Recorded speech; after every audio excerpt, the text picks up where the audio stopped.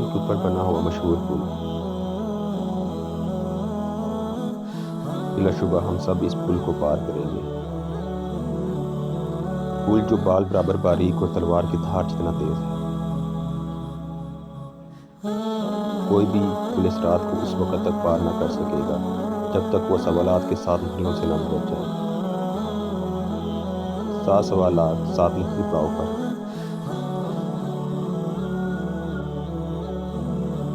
یہ 7 سوالات کیا ہیں؟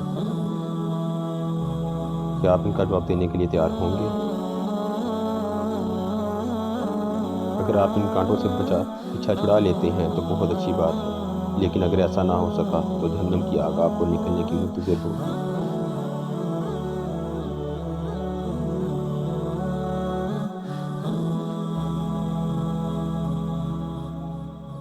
پھر ہم انہیں بچا لیں گے جو اللہ سبحانہ تعالیٰ سے ڈرتے ہیں اور ظالموں کو اپنے گھٹنوں پر گرے ہوئے چھوڑ دیں گے۔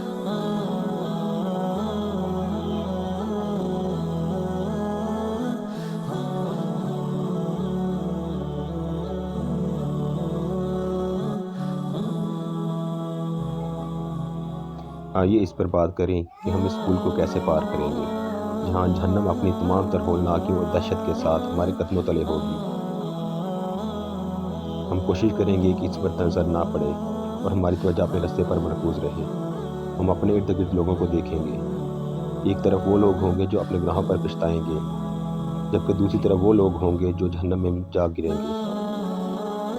وہاں ایسے لوگ بھی ہوں گے جو اس دنیا میں رہتے ہوئے آخرت کی فکر کرتے تھے، اور وہی ہوں گے جو اس پل کو تیزی سے بغیر کسی تکلیف کے پار کر لیں گے۔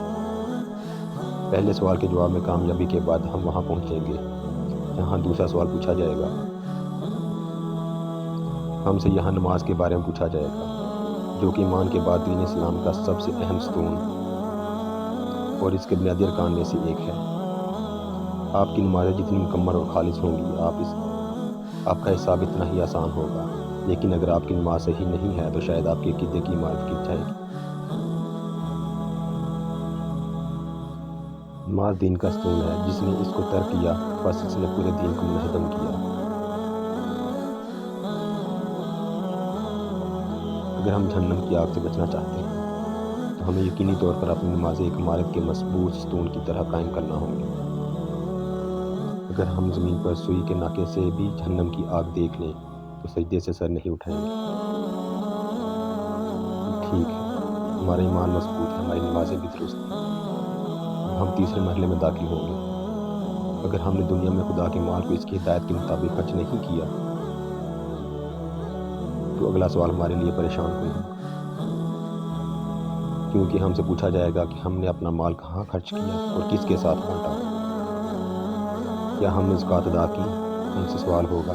اس بارے میں غور کیجیے۔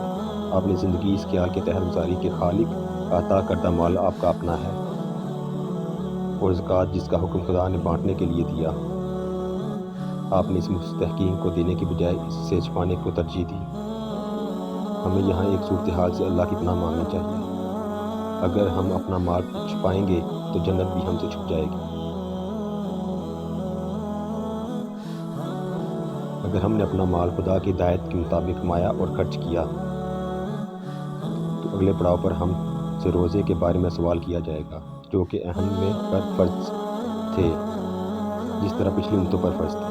اگر ہم اس پوچھ گچھ کے دوران کاشت یا سلف ادا نہیں کرنا چاہتے تو ہم پر لازم ہے کہ ماضی میں ہلوں جھلوں سے روزے چھوڑے ہیں ان کی قضا ادا کریں۔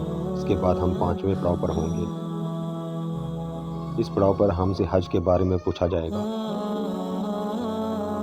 اگر آپ مالی مسائل کی وجہ سے حج نہیں کر سکتے تو مالی استحکام کے بعد زندگی میں ایک دفعہ ضرور حج کریں۔ اگر استطاعت ہونے کے باوجود حج ادا نہیں کرتے اور بہانے بناتے ہیں تو ہم سنگین نتائج کا سامنا کر سکتے ہیں۔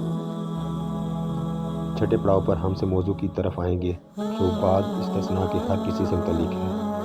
یہ حقوق، قلیبات اور صلہ رحمی ہے۔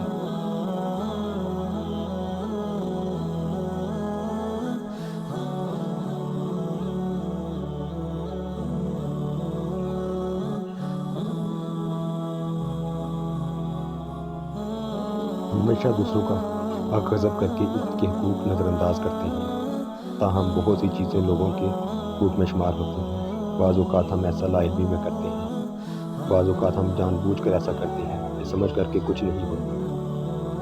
مثال کے طور پر ہم یہ جانے بغیر آیا یہ سچ ہے یا نہیں کسی کے بارے میں باتیں پھیلاتے ہیں، لہٰذا بعد ہم آسانی سے بہتان یا غیبت کا حصہ بن جاتے ہیں۔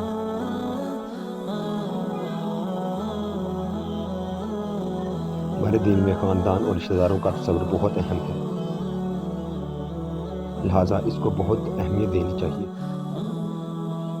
تاہم ہو سکتا ہے کہ ہم اپنے تمام رشتہ داروں کے ساتھ ہمیشہ نہ رہیں، ہمیں ان کی طرف رویہ ناپسند ہے، لیکن ہمیں ان سے مکمل قطع تعلق نہیں کرنا چاہیے۔ آئیے صحابہ کرام رضوان اللہ علیہم اجمعین کی حیات پر نظر ڈالیں۔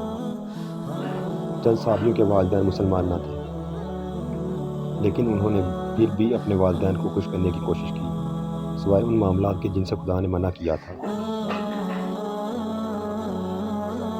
جب ہم ان تمام راحت سے گزر جائیں گے تو ہم سے طہارت یعنی غسل کا سوال ہوگا۔ اگر ہم پچھلے 6 سوالات میں کامیاب رہے، خدا کے فضل سے ہم ان لوگوں میں شامل ہوں گے جو صفائی کو ترجیح دیتے تھے۔ اگر ہم طہارت کا خیال نہ رکھتے تو پچھلے سوالات میں کامیابی ممکن نہ ہوتی۔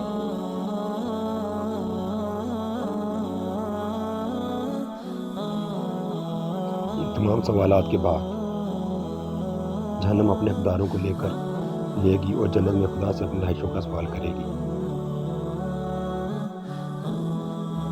نبی اکرم صلی اللہ علیہ وسلم نے ایک حدیث میں فرمایا،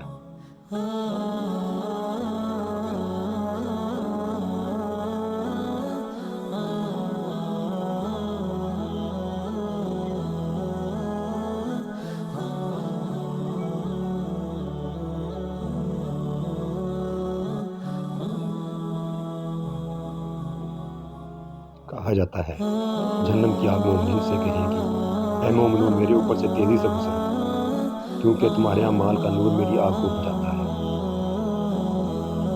خدا کی مرضی جو ہوگی تو ہمیں جنت بطور انعام میں مل جائے گی، جو کہ سفر کے اختتام پر ایک خوبصورت جگہ ہے، ایسی خوبصورت جگہ کہ کسی آنکھ نے نہ دیکھی، کسی کان نے نہ سنی، کوئی انسان خواب میں بھی اس جنت کی خوبصورتی کا تصور نہیں کر سکتا۔ نیک اعمال کے ساتھ زندگی گزارنا اتنا بھی مشکل نہیں ہے۔